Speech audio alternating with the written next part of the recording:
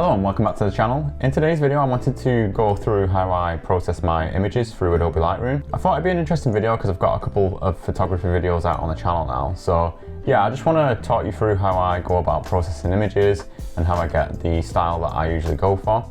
This is going to be a bit of a two-parter as well. I'm going to be filming another video today showing the process of how I edited the focus stack of this image, but I didn't want to include it into this video because I thought it'd be a bit too much information all in one video. So yeah, stay tuned for that. That should be out next week. Subscribe to the channel so you don't miss that one. But yeah, this image was shot on the Anglesey coast at a location called South Stack, and it was a bit of a spur of the moment shoot really. I'd already filmed another video that day and then I took a chance, went to this location, ended up with really good lighting. So yeah, it was a good shoot overall. If you want to see that video, I'll leave the link in the description below. But anyways, let's get stuck into Lightroom. So yeah, we've got the image open in Adobe Lightroom now, and this is the final edit that I came up with when I originally edited this. And as you can see here, this is the original raw file. So what we're going to be doing now is we're going to work through this image and try and replicate the original edit that I did, and I'll just talk you through each process as we go along. So the first thing I like to do with an image is I'll come in and I'll get my crop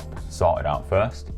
And my original thought with this is the sky didn't really add too much interest into this because it's all quite blown out and stuff. So I originally cropped as a 4:5. Left a little bit of the sky up there, but I wanted the rock to be like the main focus, so I wanted that kind of central in the image. And the foreground as well, if you look at the original image as shot, like down here, there's not too much going on, it's kind of uninteresting. So yeah, I thought the 4:5 crop suited this quite well. Have the rock central in the image there. Keep a bit of this like bush that you can see down here, and then keep a tiny bit of sky. And that's the crop that I came up with on the previous edit. So next I come into the basics panel and I'll just go down the list. Because I have a Fujifilm camera, I do have a couple of camera matching profiles to choose from. Sometimes I'll come in here and change the camera profile, but it depends on the image and the style that I'm going for. With this image, I just left it as the standard profile. Next, I wanted to warm it up a little bit, so I did add a bit more warmth and a bit more magenta to the image just to enhance the sunset that was already there. Next we move down to exposure. We're just trying to get that histogram looking quite balanced over there. Obviously we do have some blown out highlights, but that is just for the sky, which I'm not too fussed about. I don't mind that sky blowing out. Now with the contrast, I will usually take this down. Then we come down to the highlights.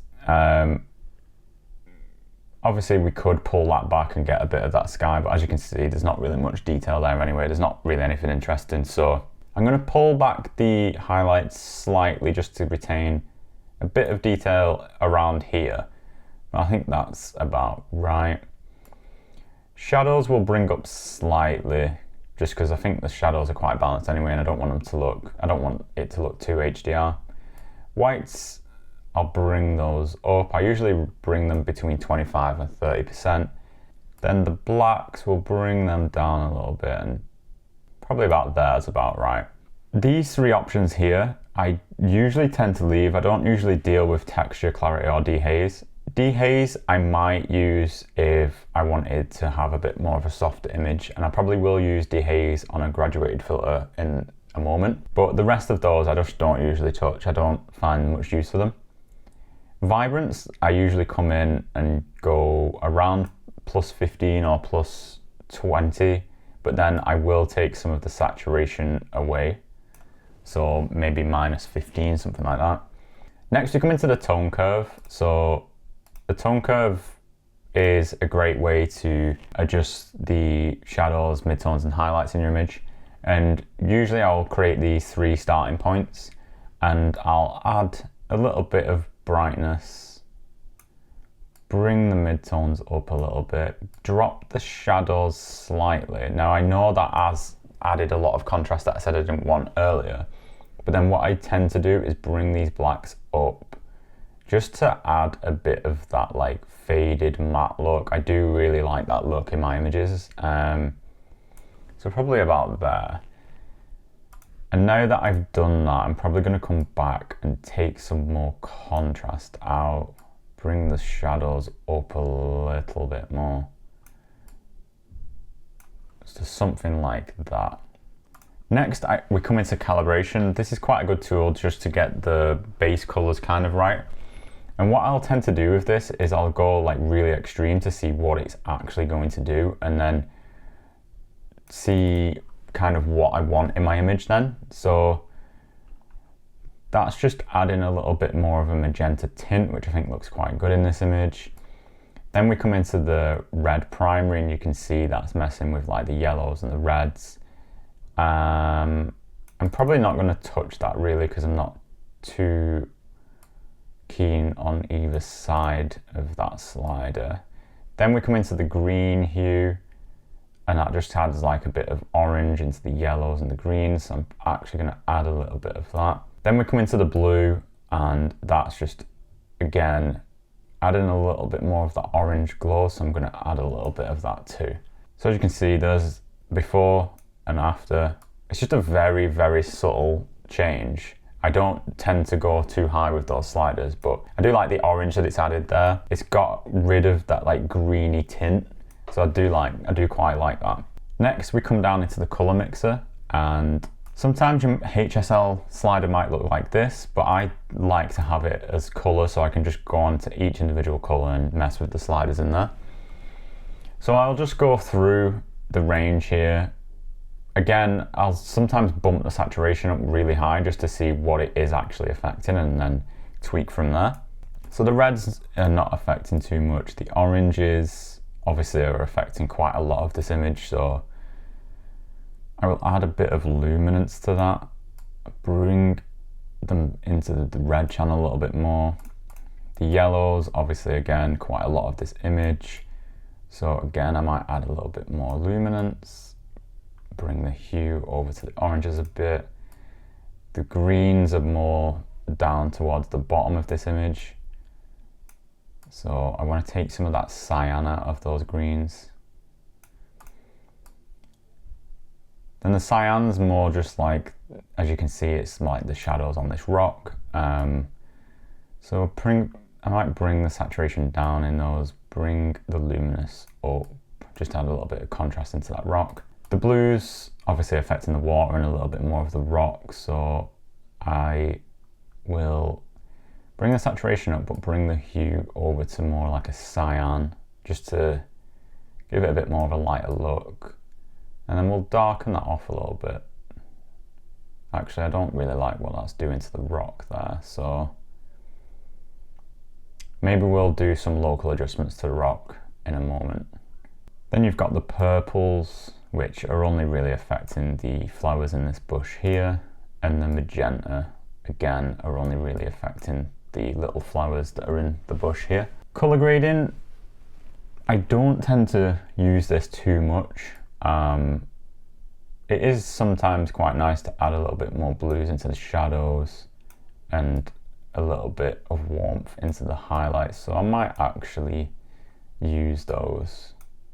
And you can see it's added a little bit of a contrast look to the shadows, which I don't mind too much. Sometimes I like to mess with the balance as well. And if you press Alt on your keyboard or Command on a Mac, it'll show you a more like saturated look, so you can kind of see like what you're dealing with. So I'll bring the balance up to about +30. Then I come into the effects panel, and I'll usually just add about 30 to 35% grain.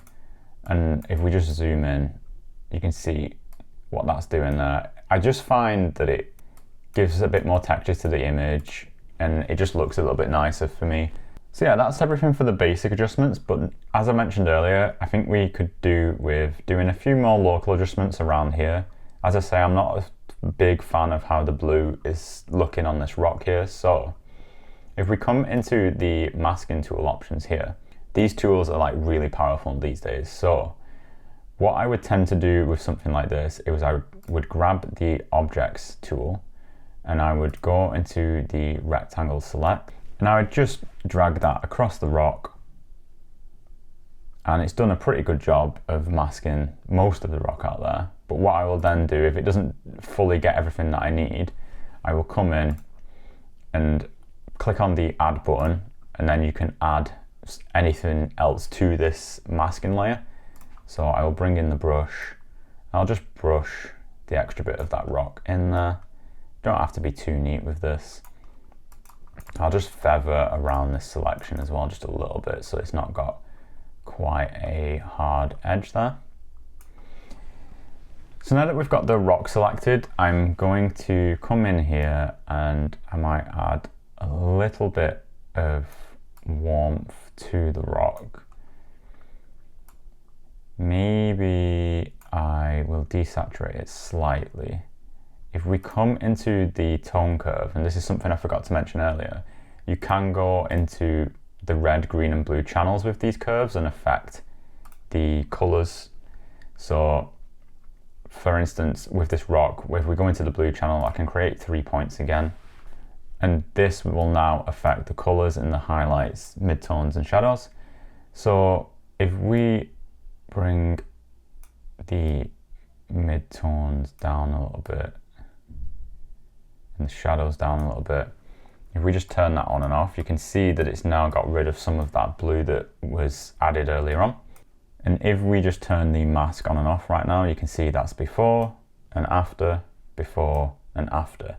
And yeah, just if we're looking at before, the blue is too prominent there for me. So yeah, I like this more neutral color. What I will say is I'll probably bring this temperature down a little bit now that we've done the tone curves.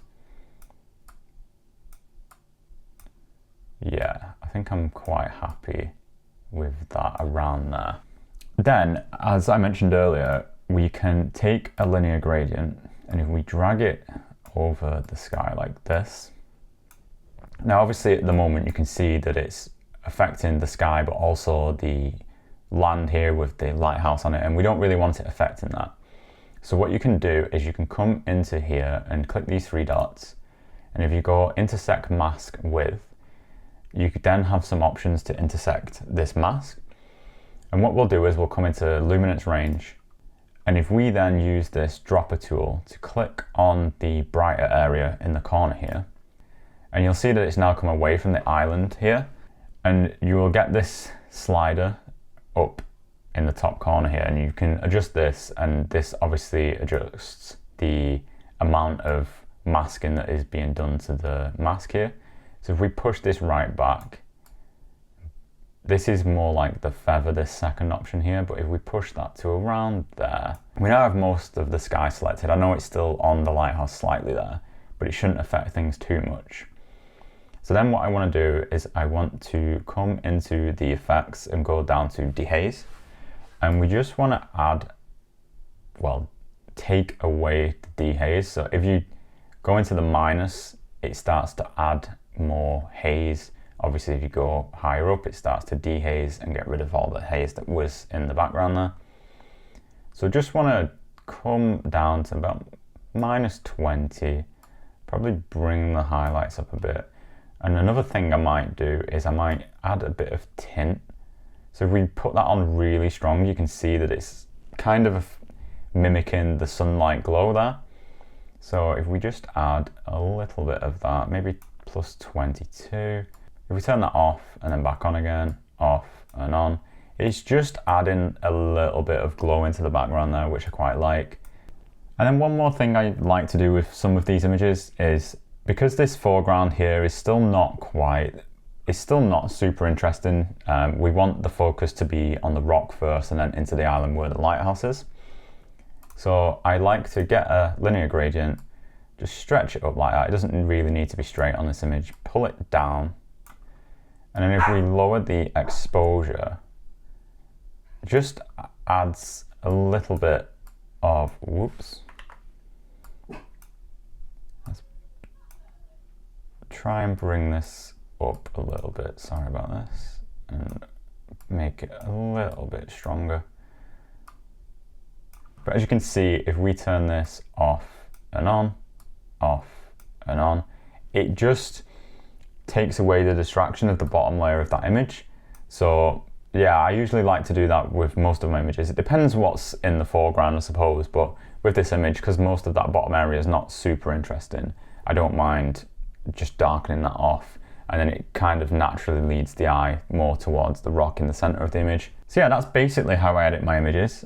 Once everything's done, I might come back into the basics and just have a little look at everything again. So I might just bring the exposure up slightly and bring the shadows up a little bit more, and just drop the blacks ever so slightly and bring away some of that contrast as well. So yeah, I'm pretty happy with how that looks. I think that's very, very close to the original edit that I did. So if we now have a look at the before and after, it's not a massive departure from the original image. I've just basically enhanced some of the yellows, made them look a little bit more orange to try and bring in that sunlight glow a little bit more. We've added a bit of teal into the blues just because I thought that matched the oranges and the yellows quite nicely. Enhanced this rock a little bit here just so it doesn't sit in too much shadow. Got rid of some of the blue that was on there and just given it an overall like more lighter area look. This is usually what I tend to go for in my images. So yeah, that's how I edit in my images really. Pretty simple. Sometimes I will go into Photoshop and use some of the tools in there to maybe clean up some debris. As you can see down here, we do have like a bit of like sheep's wool and stuff, so usually I might go into Photoshop and remove little things like that. I know Lightroom has a spot removal tool, but I'm not really a fan of how it works. It doesn't seem to be as accurate as the tools that are in Photoshop. So yeah, sometimes I will drag this image into Photoshop, do a few little tweaks in there just before I post it anywhere. So if you found this useful, do let me know in the comments below. Let me know if you want to see more videos like this. For my day job, I am a freelance retoucher, so if you do want to see any editing tips, do let me know. I mainly work in the fashion sector, which is quite different to this, obviously. But yeah, if you do want to see more in-depth retouching tutorials, do let me know in the comments below. Speaking about freelancing, I don't know whether any people who watch me are creative freelancers themselves, but I do run a Discord channel for creative freelancers. If people are interested and they would like to join that, do let me know in the comments below again, and I'll try and get the link posted to you. I don't really want to put it on the video just in case like I get an influx of people who are not freelancers joining. It's not really for photography or anything, it's just for like creative freelancing and, you know, getting advice and tips on how to freelance and things. So if you are interested in that as well, just do let me know in the comments below. As mentioned, I probably will put a video out next week diving into how I focus stack this image as well. And in that video, I might show you how I would use the spot removal tool to clean up some bits and bobs as well. But yeah, that's it for this one. Hope you enjoyed it, and I'll see you in the next one.